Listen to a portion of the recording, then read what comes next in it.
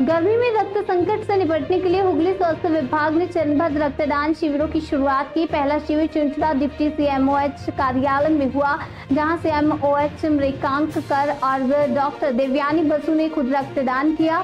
स्वास्थ्य विभाग ने सभी अस्पतालों को भी शिविर लगाने के निर्देश दिए हैं। এটা আমরা আগের বছরও করেছিলাম, তাই এবছরও আমরা করছি। এটা আমাদের একেবারে স্বাস্থ্য দপ্তরের যে মুখ্য স্বাস্থ্য আধিকারিকের অফিসের একটা প্রচেষ্টা, যে আমাদের স্টাফেদের নিয়ে আমরা একটা ব্লাড ডোনেশন ক্যাম্প করছি। কারণ হচ্ছে যে এই গরমকালে ব্লাডের একটা ক্রাইসিস হয়, এই সময় যেহেতু ক্যাম্পগুলো কম হয়।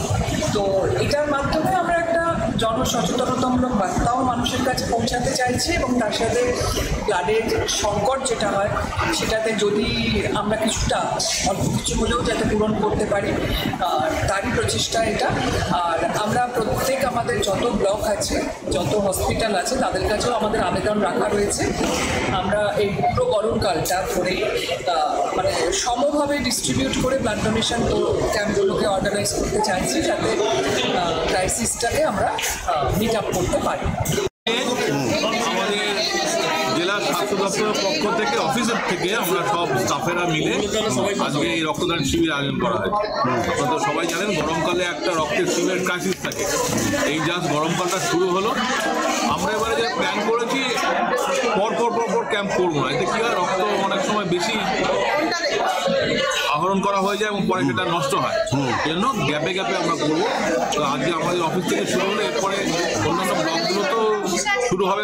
লাস্ট ইয়ারও আমরা করেছি, গত বছর কিন্তু আমরা খুব যত্ন সহকারে কিন্তু সুস্থ আকারে কিন্তু গরমকালে ক্রাইসিস না এটা কিন্তু মেনটেন করেছি। এবছরও আমরা এক্সপেক্ট করি, দেখুন আমাদের সবাই স্বতঃস্ফূর্ত হবে, যে সব স্টাফ আপনারাও এসছেন।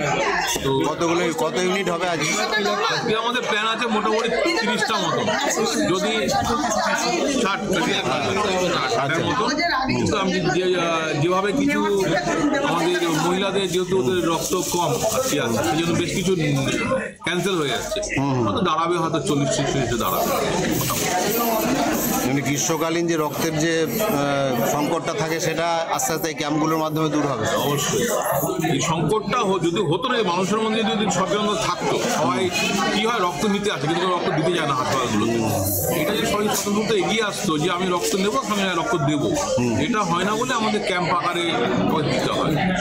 রক্ত দেওয়াটা সবাই মোটামুটি প্রতি 4 মাসে একবার করে রক্ত দিতেই পারে। এমনি নিয়ম বলছে যে 3 মাস পর দেওয়া যায়। তো এটা দিয়ে